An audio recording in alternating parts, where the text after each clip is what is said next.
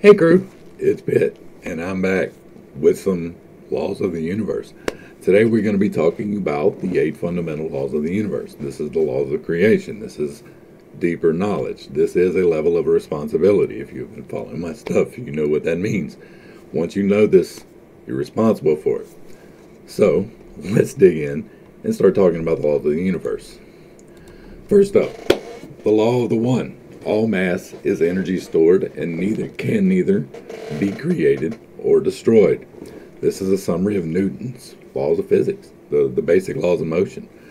Nothing can be created outside of what already exists. That includes bringing things into your life. That includes the things that we're going to talk about in manifestation. You cannot just summarily bring something out of nothing. It has to come from a base. It has to be pulled from somewheres. Nothing can be created outside of what already exists. And everything is the one. All things are equal. They are exactly the same and only held together in differences by the harmonics on which they operate. You are held by harmonics. The screen that you're watching me on is held by a different harmonic, but we're comprised of the same elements. There are carbon, silicon, nitrogen, carbon dioxide. Like all of the fundamentals of life are existent in everything, everywhere. But the transmutation is possible, but you cannot create nor destroy. Law 2, the law of momentum. An object will remain constant unless acted upon with sufficient force. This is another one of the Newtonian laws of physics. This is a fundamental law of life. If you do not expend energy, there will be no change. If you do not invest time, effort, or willpower, there can be no change in circumstance. If you are content to exist as you exist and do not choose actively to change the situation, then you will remain in the exact same situation that you were in. An object will remain constant unless it is acted upon with sufficient force. Sufficient force is the least amount of force necessary to change an object. The reason that is so important is because of the law of returns, which we will get to. And the sufficient force, you want to tailor your force to the maximum amount of return of momentum. That which you put out will be returned. We'll get to more of that later. But once an object is in motion, and once the effort or will or energy is expended, then it takes an outside force to stop it. This is a basic law of physics. You should have learned this in grade school. I reworded it a little bit because it fits better this way. Newton really tried to break into smaller pieces something which was a larger piece. The third law is the law of response. For every action creates a proportional response, not necessarily an equal and opposite one. Newton was a little bit wrong with that. He was a little bit wrong with the theorem of gravity. Gravity, he didn't explain gravity exactly the way that we understand it now. And the way that we understand it now is not exactly correct either. We've talked about that in other videos. We will talk about that in more videos, but today's not really the video for that.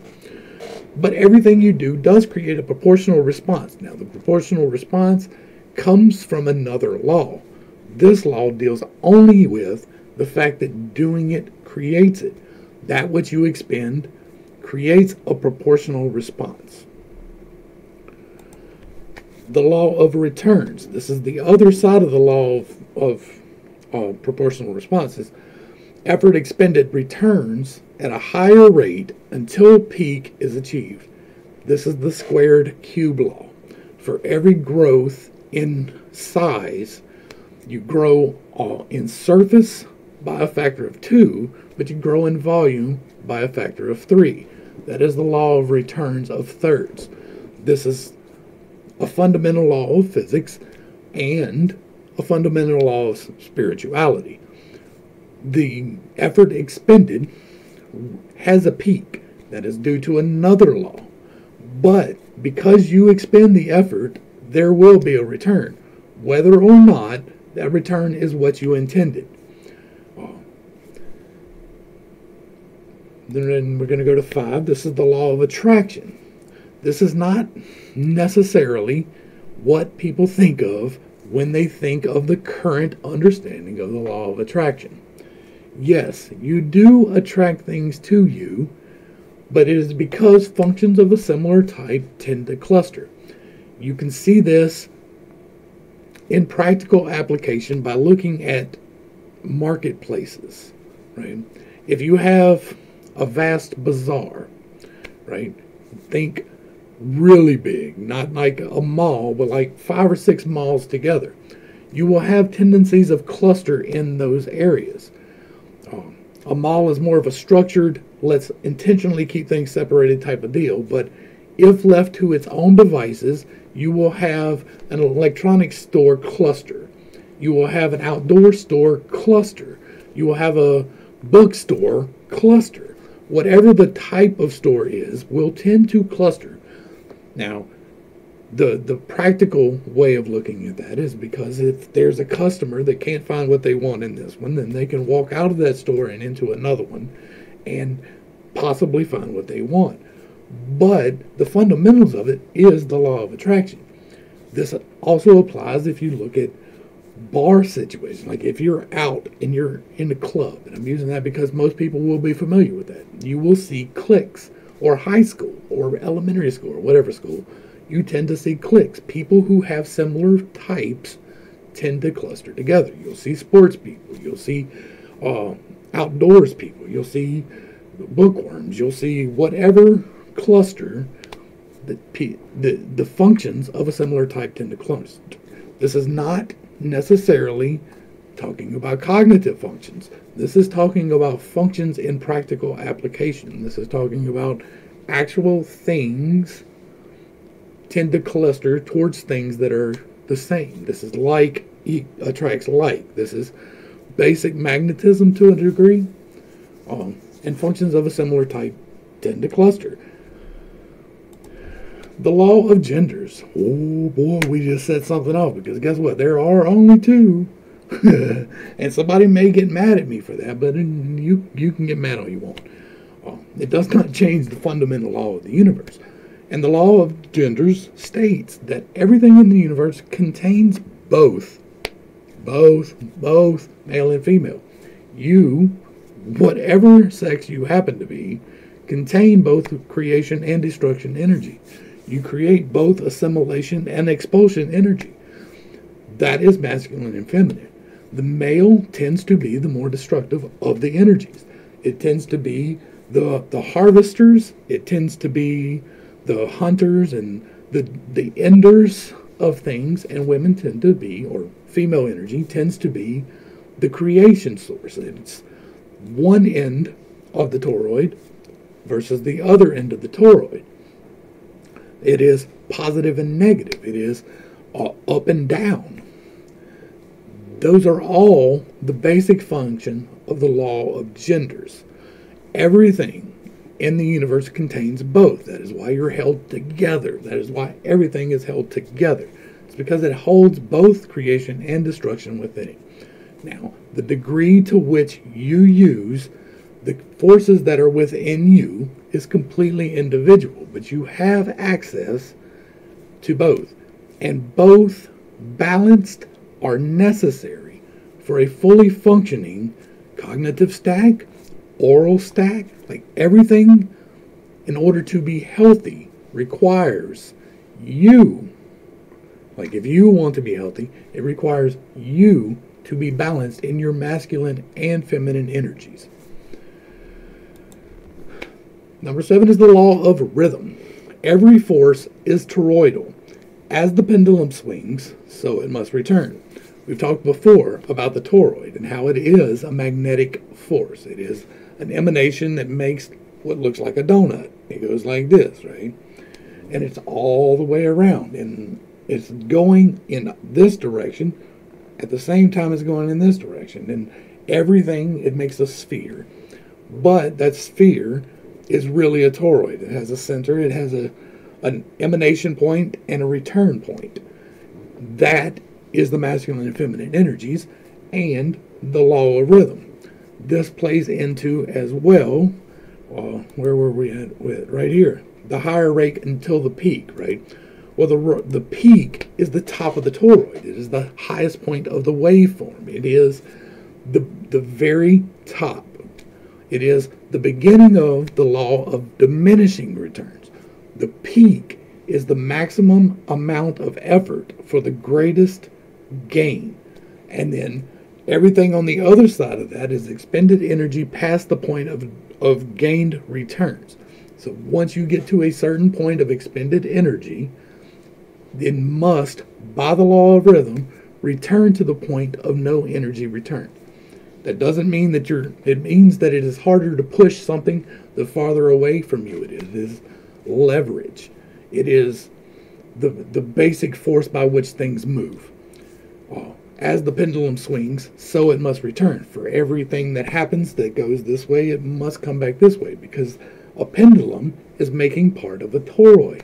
It has a beginning point and two ending points, but that is not necessarily ends, because there is no beginning and there is no end. There is only the cyclical nature of life and energy. It cannot be created or destroyed, right? And then finally, we're going to get to the law of purpose. Everything has a purpose. Even misalignment can be part of a purpose. The greater scope of this we've talked about before, and I'm going to hit briefly here. The greater scope of this is you. You have a purpose for being here. Your purpose for being here is something that you agreed to before you came here. Now, you have several options throughout your life, and by several I mean a multitude of options that you could take in fulfilling your purpose. And you also have multiple purposes. You, prior to being here, were energy somewhere else. The energy that propels your meat suit was somewhere else. And while it was somewhere else, you as a consciousness decided that you would undergo certain trials and certain problems throughout your life. You would receive certain blessings, whether or not you put out the energy. You would receive certain trials, whether or not you put out the energy. But if you make decisions that align towards a greater purpose, then your greater purpose will fulfill you, and your completion in the cycle will be complete. Now, that is an extremely difficult thing to do.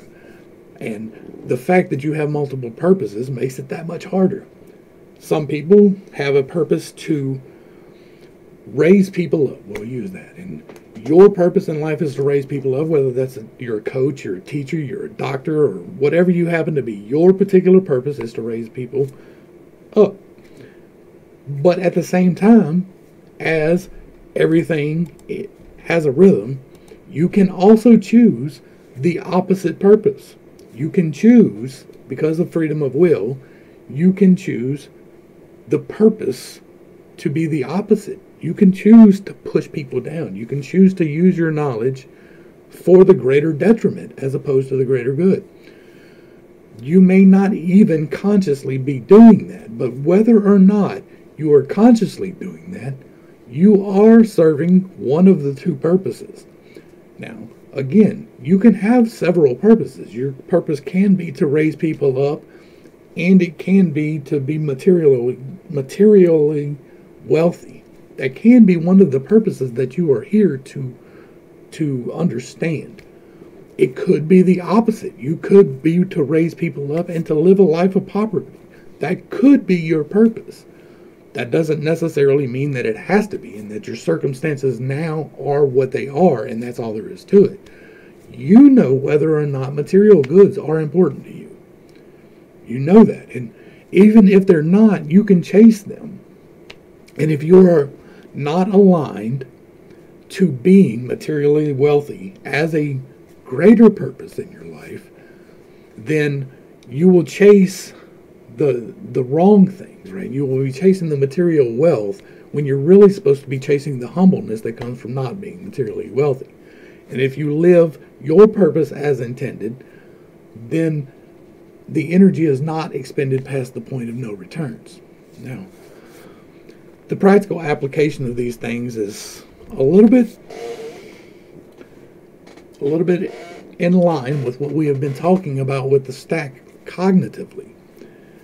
The recognition of the laws is a step in controlling your part in the laws. If you realize that all the things are one thing, and that things that are not moving can't move unless you decide to make them move, and you know that if you decide to make them move, there will be a response in proportion to the effort expended. You will receive, according to the squared cube law, right? That the law of threes. Now, this is where you need to really pay attention here, because this law, the squared cube law, really can get you in a bind. Your greater purpose and your lesser purpose can be served by your actions regardless of what you're currently deciding. You can at any point in time decide to change things, but the effort that you expend will be returned to you.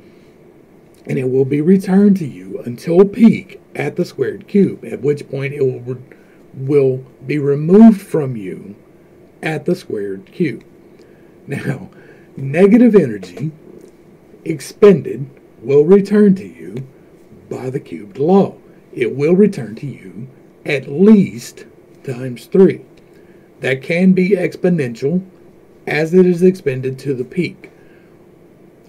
But if you are giving out bad energy, it will come back to you. If you are talking about people all the time, then people will talk about you all the time, and they will be more hurtful than you are.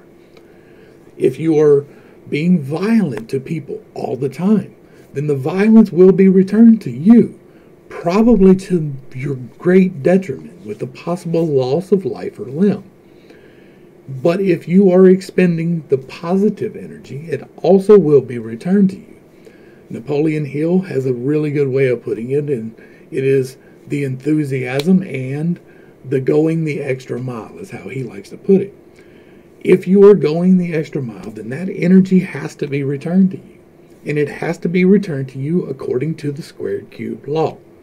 So if you are putting out positive energy and good vibes, if you are praying for someone else's economic benefit, chances are yours is going to get better. You should not do it because of that, because the law of returns takes in your intentions. This right here takes your soul's journey into account. So when you are getting your returns, it is based off of your intentions. The measure by which you use is the measure by which you will be judged. The cup that you use is the cup that will be used. These are this. This is a consciousness decision. The law of attraction. If you are staying in a negative state, you will attract negative. Period. Now, the universe, the God, the energy, the source, whatever you happen to want to call it, will attempt to intercede on either side. That is part of the law of response and the law of rhythm. But if you are positive and you are constantly being positive and taking positive action in your life to change things, something will come along to stumble you. That is a test to see your response, to check your intentionality, to see if you have sufficient momentum, to see if you are following the laws. And if you are, and you make it through your stumbling block, the other side of that is the threefold return. But if you're doing negative, the same thing happens. If you are living a life of crime and you are living a life of lawlessness, which some of us may have done at one point in life, you will receive opportunities to change that. And it is up to you to decide to take those. I cannot make you decide to quit selling drugs. I cannot make you decide to quit robbing people or to drinking yourself stupid every day. I can't do that for anyone except for myself because of these laws. If you try to force your will on someone else, you are attracting someone else forcing their will on you. See how this works? See why this is a level of responsibility? The intentionality that can be placed into this will change your life.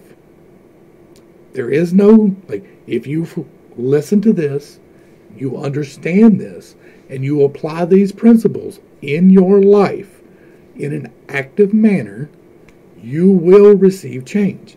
But you have to recognize the challenges when they come as a challenge and not a stopping point. If you are doing good and you want to continue doing good, you cannot succumb to the opposite force affecting you, the law of rhythm affecting you. There will be highs, there will be lows, but you personally must maintain the positive attitude. You personally must continue to make the right choices. Part of that is following the law of genders, to understand that there is creation and destruction in everything. There is light and dark in everything. This technology that is allowing me to communicate to you how to change your life can drag you into a sense of addiction to where all you do every single day is stare at a screen. I've been guilty of that one. All you do every day is look at things that bring you no positive returns in your life. That is the destructive side, the male side of this technology. But it also allows me to help you to create the life that you envision for yourself. Because that is also a thing. And if you are envisioning your life, you need to make sure that you are incorporating both sides. You need to recognize what the detriments are of your actions at all times. Every action has a response. And that response is either male or female, masculine or feminine, however you want to put it. I don't really care. It is a law of opposites would probably be a better way of putting it, but gender works. Most people can identify with that. It is creation and destruction. It is beginning and end. It is alpha and omega. It is all things, right? It is the balance that we need to achieve within ourselves is to fully assimilate our feminine side if you're a man, right? Now, some of people are out of balance with that in both directions. You see alpha males, and then you see people who were born one way and think that they can be another. That is a perversion of the law of genders. That is an over-assimilation of either side of the opposite poles. And you need to be the middle. Like, if you want to be the positive force that you can be and to affect your life in the way that you probably want to if you're here, then you need to accept that you can be destructive, that your actions can have a detrimental effect to someone, even if they're unintended. Something that you say to someone can be destructive to them. You can tell your child that they're dumb, or they're an idiot, or they'll never amount to anything. You can curse your children in that way. And that is using the masculine energy to do that. Or you can tell them that they're wonderful and that they're going to grow, and that is using the feminine energy. But if you're using either one of those to the extreme, right, there's necessity for correction using masculine energy, and there's a necessity for nurturing using the feminine energy. But if you do too much nurturing, you wind up with the mama's boy. And if you do too much of the opposite and you're not nurturing, then you wind up with these serial killers that are out here just destroying people. We're running a country for what it's worth. That comes back to the law of rhythm. This is the law of the pendulum. This is what goes must return. This is the waveform of life. All life is energy, and all energy is a waveform. Therefore, all things must follow the rhythm of growth and destruction. You are born, you live, you die. That is your peak and your rhythm. You start here, you wind up here, but some point in time, you wind up way up here. That is your peak, and then you begin the decline. You grow until you get to the point where you are fully formed and fully where you're at, and then you start to decline. Now, that curve may not be a smooth curve. It may be a sharp drop, right? It could be a long up and then sharp down. It could be, but there is a return. You were born and you die. The exact same thing is true for all things. There is a cycle for all things. If you look at modern politics, for instance, and without going into details, that might be controversial. For every action that is taken by one side or the other, there is an action that is taken by the other side. And that causes the pendulum to swing. Now, there can be an argument made without trying to offend anybody, because I'm never trying to offend people, believe it or not. I don't care if I do to a large degree, because I have to give the truth regardless. But believe it or not, that if you have somebody saying, make America great again, and they are investing their energy into making America great again, and they succeed to a large part, and the argument can definitely be made that there was success to a large part leading up to the beginning of a certain outbreak, then on the other side of that rhythm comes people making decisions that do the exact opposite of that restrict energy consumption and production. You may not recognize that that person did that, and if not, then I'm sorry. But there was definite decisions made when the pendulum returned that were opposing the ones made prior. This is one of the starkest. This last two presidential positions is one of the starkest reveals of the pendulum, and that really worries me to a large degree because of this. And by worry, I mean I see things that could possibly come from it, right? From the time that the country was founded until the time of the Civil War, the pendulum swung from freedom to oppression, and then back up to freedom, and then back down. We came through Jim Crow, right? And we came back up to the other side on the backside of Jim Crow. The amount of time between these events appears to be diminishing now.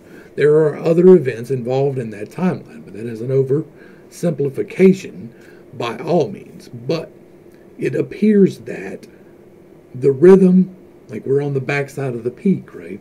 And therefore there is less energy being expended, and the returns are smaller. And so the time period between the destructive forces appear to be very small these days. Whereas before it was a large pendulum swing, as the energy is expended in the force against gravity, then the pendulum swings slower. And now we appear to be almost to the point where the pendulum has to be reset. For every swing to the right, there is an equal resistance from the left that makes the swing come back. And the most important thing to take out of all of this is the law of purpose. Napoleon Hill talks about this one too. He talks about having a definite purpose in your life, and that is what you are doing. You are here for a purpose. Your job, should you choose to accept it, right? Your mission, should you choose to accept it, is to find out what your purpose is. Your specific purpose, what you are supposed to do. Now, I hope that I've helped you by going through the stack, and we're not done with that. We've got a lot more to do with that, but these things need to be done in a certain order, I think. We need to talk about these laws before we start talking about pulling things into your life, because before you start really trying to manifest, you need to know what you are supposed to do. I emphasize that on purpose, because if you are not following your purpose, like if you are not aligning with your greater purpose, then you are aligning with your lesser, right? And if you're not going up the spiral, then you are going down the spiral. And the only way to go up the spiral is to put in the effort. Now, the effort that you put in will be returned to you according to the laws, and you will draw the things that you need in your life through that. And if you balance your life and you observe the rhythms, then you can achieve your purpose, whatever that may be.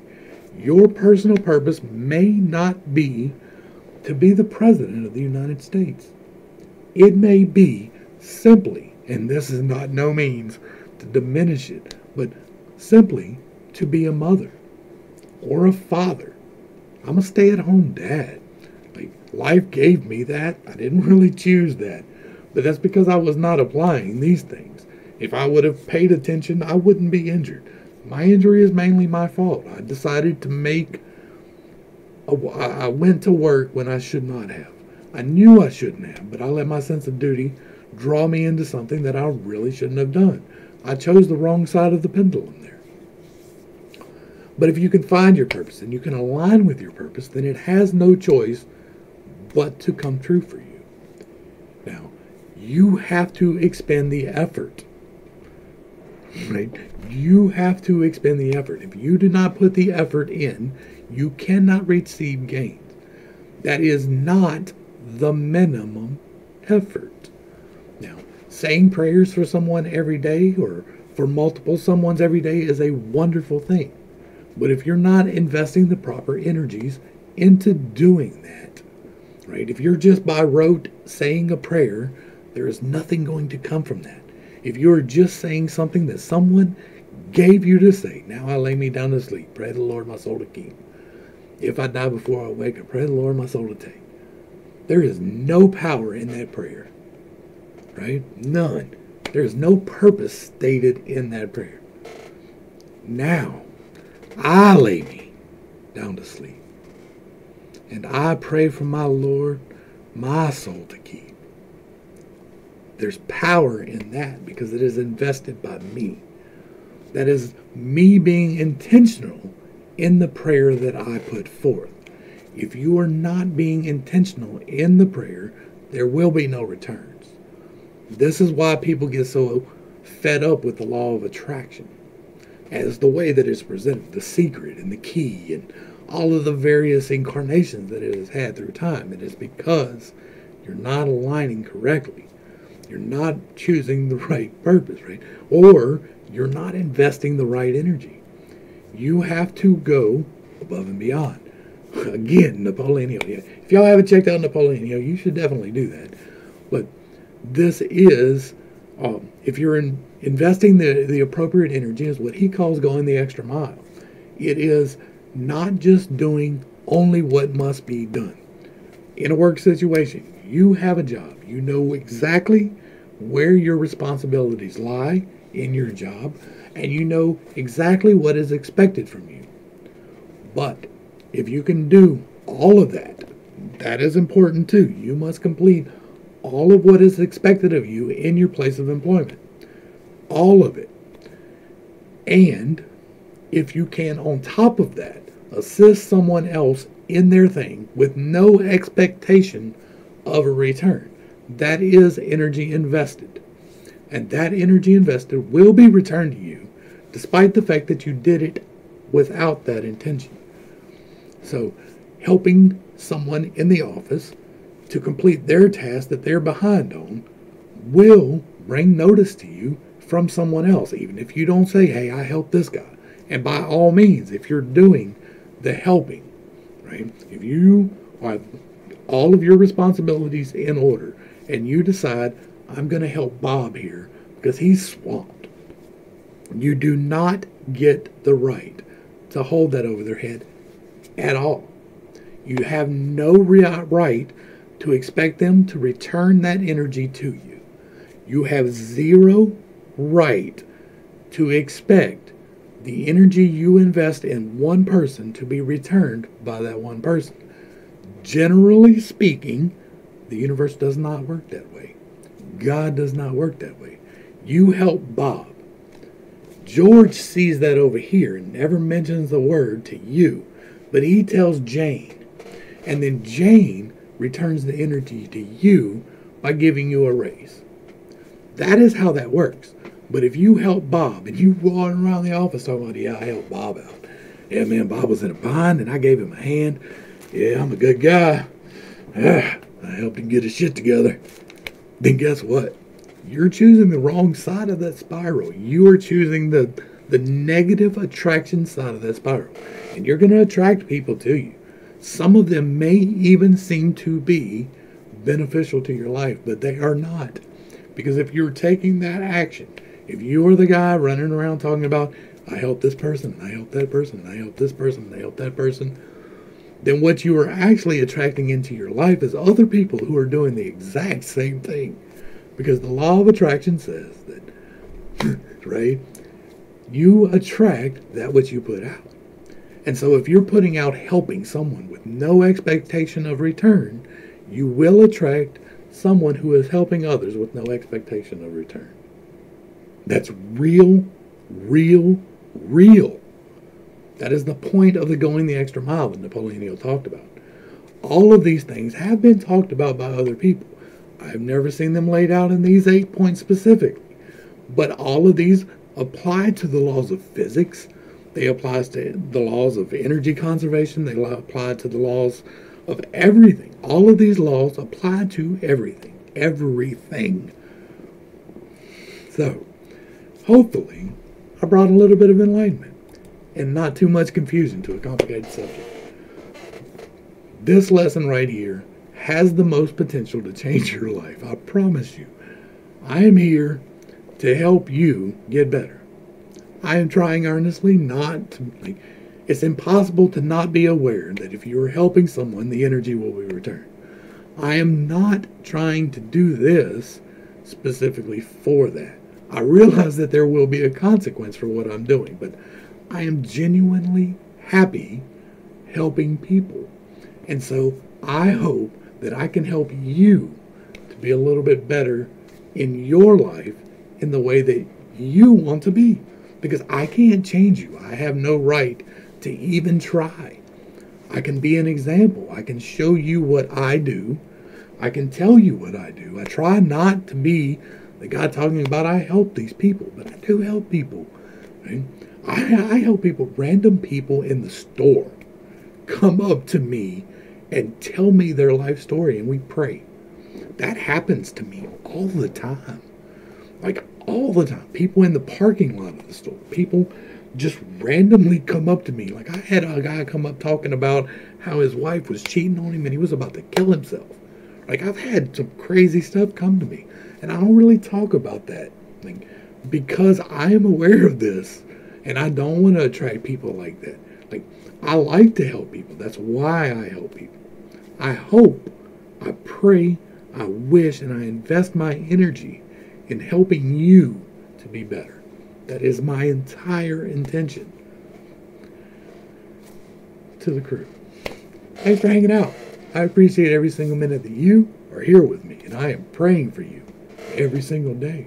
Till next time, this has been Pittstake. Peace.